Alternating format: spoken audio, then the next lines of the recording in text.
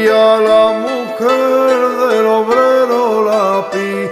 Whenever an album offers multiple parts and a demandingly long period of time to digest it all, I wouldn't blame a listener for doubting that it can, mainly because most of the time, it can't. Not to drop faith in artists that seem as though they could do it, but if you're going for that long, you're already going to be very testing of patience. So making the material that they're listening to consistently captivating is somewhat of a challenge. Believe me, I learnt that through PowerPoint presentations. The only reliable situation where slathering pithy material onto several discs will undeniably reach a decent level of inner satisfaction is when I have pork liver pate and a tray of rice crackers in front of me. Of course, none of this should discourage anyone from trying, and sometimes most of, if not all of it, ends up being worthwhile for a spectator, and the empty crowd seats cheering you on. So when Niño de Elche, frontman of the band Laxquela and dabbler within the experimental arts, decided to indulge in a nearly 2-hour flamenco album, you can imagine my twirling streams of worry and intrigue braiding together like the strands of hair in a Ghostbusters Bayonetta crossover. Add into the crockpot my general lack of knowledge about the flamenco genre and traditional styles of Spanish music at large, and the result is a particularly sour casserole of concern. I love flamenco.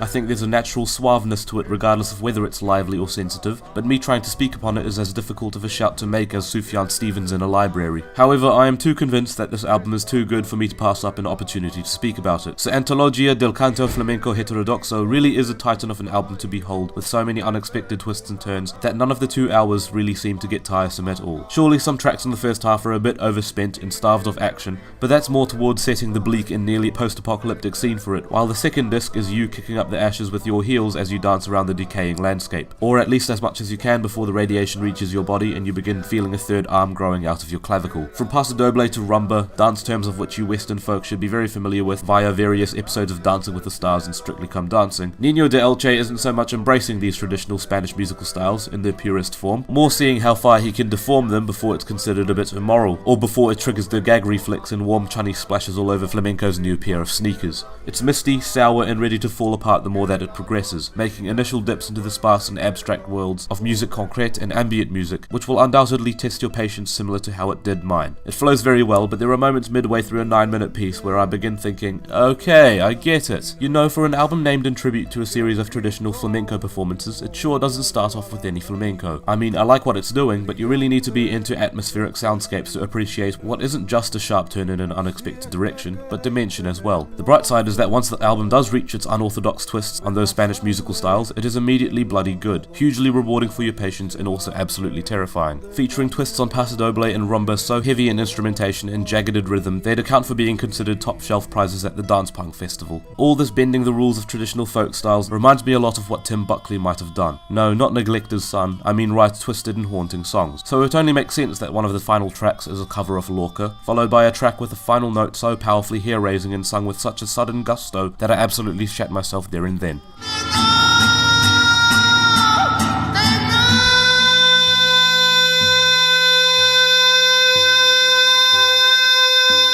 This album has a dangerous amount of ambition, but the impressive thing is that it manages to live up to a lot of it. And for that reason, I have a lot of respect to show to it this year. I'd give it an 8 out of 10. A very strong and muscular one at that.